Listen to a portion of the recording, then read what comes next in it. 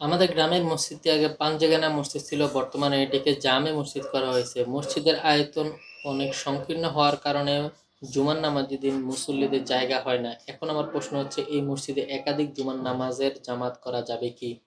অত্যন্ত গুরুত্বপূর্ণ প্রশ্ন। উত্তর হচ্ছে, একই মসজিদে একাধিক জুমার নামাজের জামাত করা জায়েজ নাই, এটি করা যাবে না। প্রিয় নবী সাল্লাল্লাহু আলাইহি সাল্লামের জামানায় এবং সাহাবীদের আমলের মধ্যে পাওয়া যায় না যে সাহাবায়ে কেরাম এক মসজিদে একাধিক জামাত করেছেন। বরং কোনো সাহাবী যদি জুমার নামাজে আসতে দেরি হয়ে যেত কিংবা জুমার নামাজ ছুটে যেত, তারা অন্য মসজিদে গিয়ে আদায় করতেন। এটাই ছিল তাদের আমল।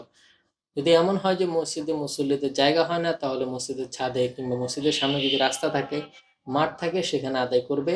তবে যদি এমন হয় যে মসজিদের ছাদে পড়ার ব্যবস্থা নাই কিংবা মসজিদের সামনে কোনো রাস্তা বা মাঠও নাই যেখানে জামাতের সাথে সংযুক্ত হয়ে মুসল্লিরা নামাজ আদায় করবে, তাহলে সেক্ষেত্রে বাড়তি মুসল্লি যারা পরে আসবেন তারা অন্য মসজিদে গিয়ে জামাতে শরিক হবেন।